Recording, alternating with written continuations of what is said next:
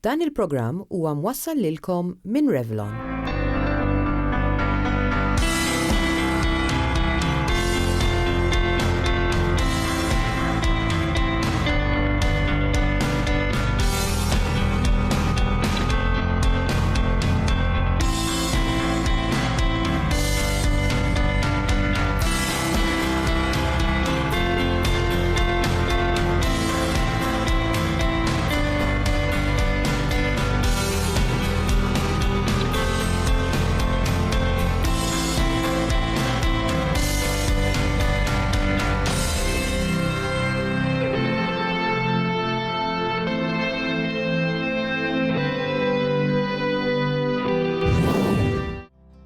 Iż-żarbun tal-iskola vera dejjaqni. Xejn inkun nilgħab fil-break, ma nistax niġri u naqbes kif irrid.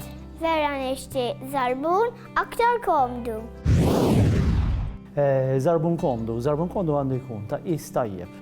It-tfal tagħna importanti li meta nixtruhom żarbun naraw li l-qis ikun meħud tajjeb. Meta ngħidu meħud tajjeb, hemm xi ħwienet li jistgħu jieħdulek il-kejl tagħhom biex ikollhom guide, indikazzjoni tajba ta' kif ħajfitwa f'saqajn it-tfal. Għax kif nafu li huwa diffiċli kultant ninnutaw kif jiffitjaw żraben.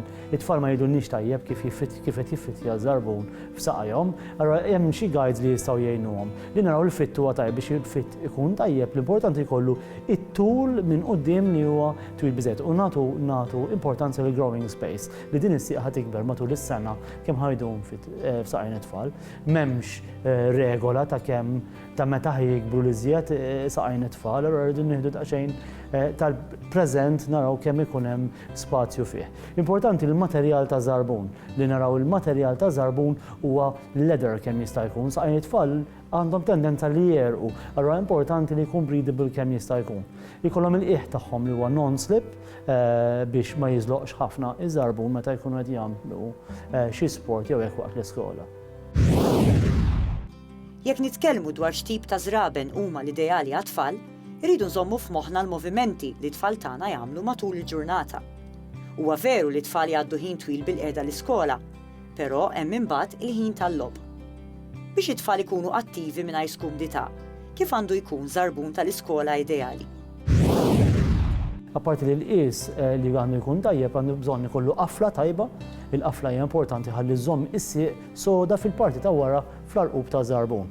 Għandu bżonn ikollu l-arqub ta' wara li jkun daqsxejn iebes, ħalli tevita li saqajn it-tfal li ħafna għandhom tendenza li jkunu flessibbli ħafna ma tinqalibx iż-żejjed. Allura l-arqub huwa importanti li jkun sod, ħalli jżomm saqajn it-tfal huwa sod. Il-materjal li jkun tal-ġilda, l-azz importanti ħafna u li ż-żarbun jitgħawweġ mill-leħxen parti.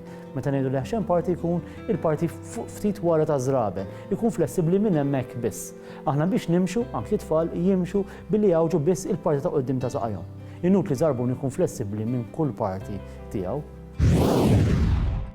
Illum qed ikun hawn ħafna aktar għarfien dwar kemm importanti li s-sieq titħalla tagħmel movimenti naturali.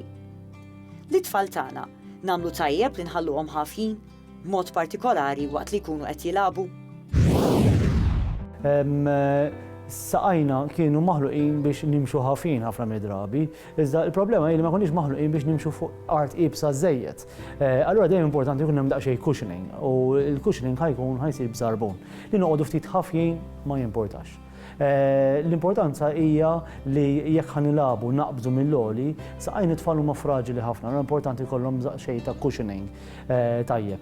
Billi jqogħdu ftit ħafjin, hemm studji li indikaw li jgħin il-nervaturi jiżviluppaw daqsxejn aħjar biex anki aħna nħossu l-art fejn aħna din nimxu biex inti titgħallem timxi daqsxejn aħjar. Ġieli wkoll naraw trabi li ma jkunux għadhom jimxu illi xorta waħda jkunu lebsin żraben. Dan jagħmel il-ħsara lill-iżvilupp tas-sieq jew inkella jgħin biex it-tarbija titlaq timxi aktar malajr. Jekk fit-trabi m'hemmx għalfejn ikun hemm żraben sakemm ma jkunux qegħdin jimxu. Iż-żarbun, l-użu ta' żarbun fit-tarbija qiegħed hemmhekk biex iżommu saqajh sħan, laqas żarbun imma tista' tkun anki kalzetta daqsxejn ħoxna li żomm is-saqajn sħan. U l-importanti li kollu l-fit tajjeb, iżjed u iżjed meta jkunu trabi.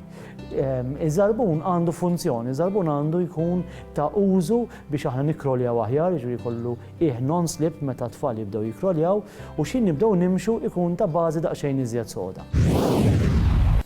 Tikka aktar dwar saħtek. X'għandi nkun naf dwar il-puplesija? Meta l-ossiġnu ma jibqax jasal b'mod regolari fil-moħħ, partijiet mill-moħħ ma jibqgħux jiffunzjonaw. Il-prevenzjoni hija l-aħjar arma biex wieħed ibiegħed ir-riskju tal-puplesija.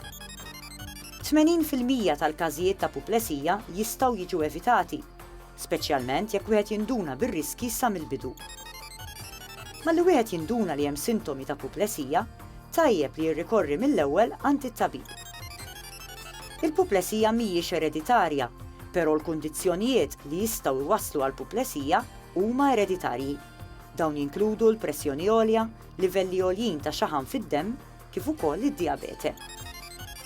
Il-puplesija hija kundizzjoni li tirrikjedi kura fit-tul. Il-persuni li jkunu qed jieħdu ħsieb persuna li soffrit puplesija għandhom jiddiskutu ta' spiss mat-tabib dwar l-aħjar mod kif wieħed għandu jieħu ħsieb lill-pazjent. Dan għaliex il-kura hija waħda delikata. Tikka aktar dwar saħtek nhar it-tnejn.